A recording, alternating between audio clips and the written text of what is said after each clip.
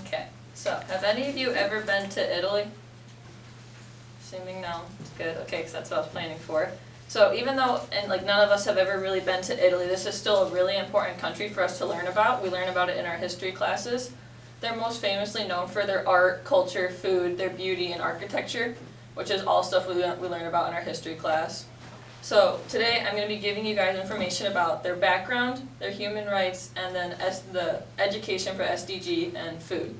So I'm going to start out with their background and go into a little bit of their history and their geography and climate, and then I'm going to talk about the human rights and what they advocate for and where they struggle. And then for the SDG I'll talk about education, and then go into background and do everything from grading to how their international schooling is. And then for my choice I picked food, and I'm going to talk about like what they eat, their rules, and any superstitions that they have and when they eat. So you ready to learn about Italy?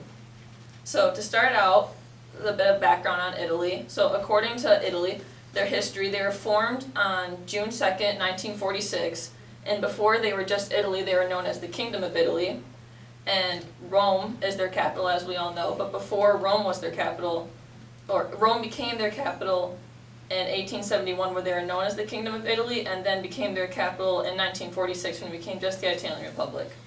So they're most famous for in history for like the Renaissance, what we learn about in history. So their art and their architecture, their food, all of it was inspired from that and inspired our country too here. And then so their geography and climate. They're located right there in southern Europe. They're more of a boot shape is what we're told, and they're surrounded by seas like the Adriatic and the Mediterranean Sea, and they're bordered by France, Switzerland, Austria, and Slovenia. The weather there is more mild and rainy during the winters, but during the summer they experience sunny, hot, and dry weather. And their land is they have a lot of hills, mountain ranges, and big lakes, and they're surrounded by water, obviously. They have a lot of major rivers running through it, and their major mountain ranges they have are the Alps and the Apennines. I don't know how to say it. I didn't know how to say it. But, so yeah. So for the human rights next, that's the next thing I'll be talking about. So according to Italy 2021, they advocate for their workers' rights, the right to health, and women's rights. So according to the National Labor Law Profile of Italy and the Italian healthcare system, their workers' rights and their rights to health are really important to them. So during COVID-19, a lot of the workers experienced poor and unsafe working conditions, which is why they advocate for that so strongly. And then they also advocate for their hours of work, paid leave, maternity leave, and a bunch of other stuff. And then also during COVID-19, their nursing homes, they experienced a big struggle in because a lot of the people who were staying in their nursing homes had such like rapid deteriorating mental health. So that was a really big issue, and a lot of the workers were put into like tough positions. But they're second in the world for their healthcare system. And their health insurance is a lot lower compared to what we have here. For women's rights, their expectations for women is to have a higher education. They are expected to have well-paying jobs, as well as household duties though. And for their equality, they support women's rights, but they still have a long way to go in that area. So where they struggle is also in women's rights. So according to Promoting Gender Equality in Italy, a long way to go. Women have a lot lower presence in higher positions. So in the Italian parliament, they have 36% of women working, and then in the Senate, they have 32% of women. And half the women in Italy actually don't even work. So, and then for COVID, they had a lot of issues when COVID happened, much like how we did. So according to Italy Ends COVID-19 State of Emergency in the National Labor Law Profile of Italy, they just started recently lifting a lot of their restrictions. So in September and June, they finally made it so masks were no longer required on public transportation, and they made it so that a green card was no longer required to enter their country. And they also really struggled, like I said, in nursing homes because a lot of the old people who were staying there experienced rapid mental health decline because they weren't allowed to see any of their relatives. So the next thing I'm going to be talking about is the SDG that I picked. So I picked my SDG based on their education, and so according to a guide to education in international schools in Italy, they have their age that's required for them to go to school is from 6 to 16. So They start out with like their different levels, with preschool being 3 to 6, primary 6 to 11, which is where it starts to become necessary for them to go to school. Lower secondary is 11 to 14, upper secondary is 14 to 19, and then they have university after. They grade on a 10-point scale, so they don't have like the letter grades like we do, with like 9 through 10 being excellent, 7 through 7.9 good, and then so on and so forth.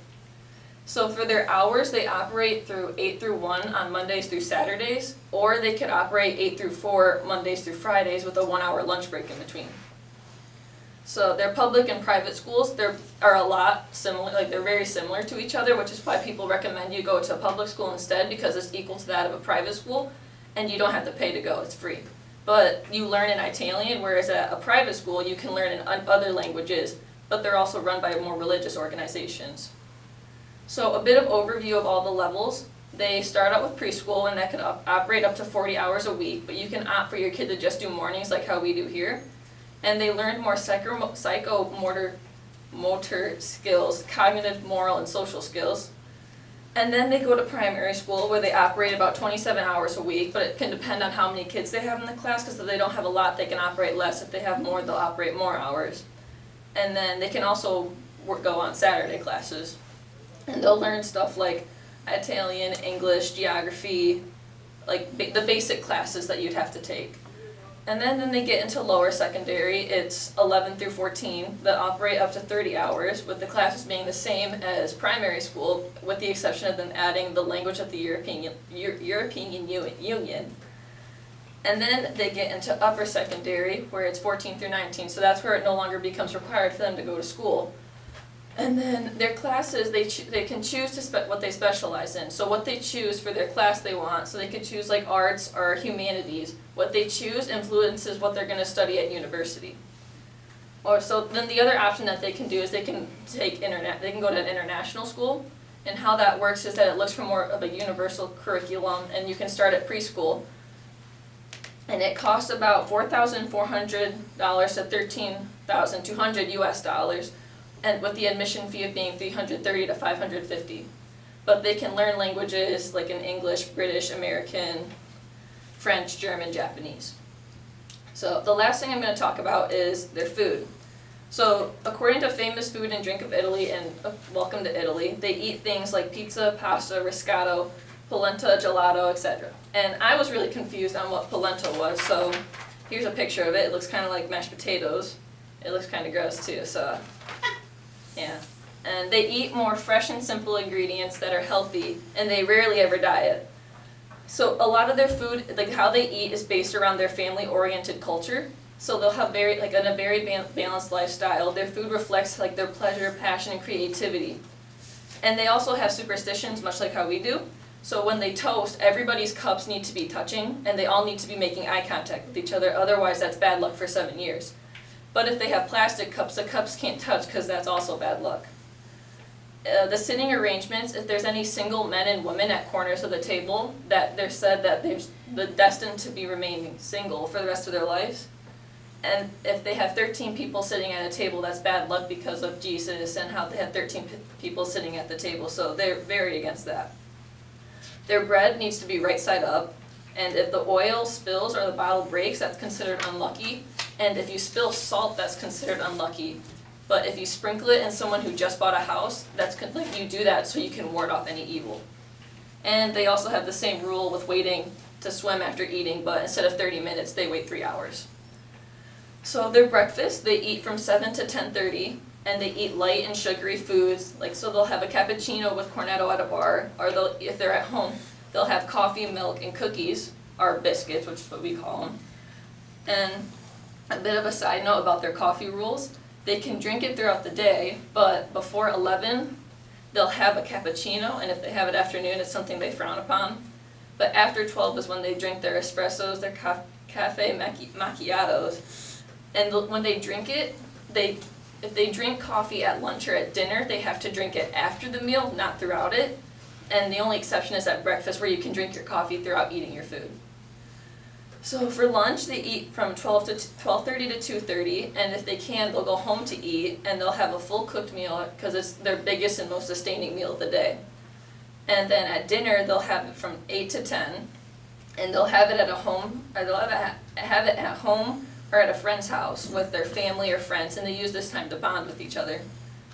And then they also have a snack time, just between their lunch and dinner, and they'll have it from 6 to 8. And they use this time to catch up with anybody, that like their coworkers and friends and everything. So in conclusion, the background, human rights, education, and food of Italy are important to us because are important to know about, which is why I chose to go into those so much. These 4 things are all really important aspects of Italy, which is why we learn about them so much in our education, like the Renaissance, because the Renaissance wouldn't have inspired a lot of the things that we have in our country today.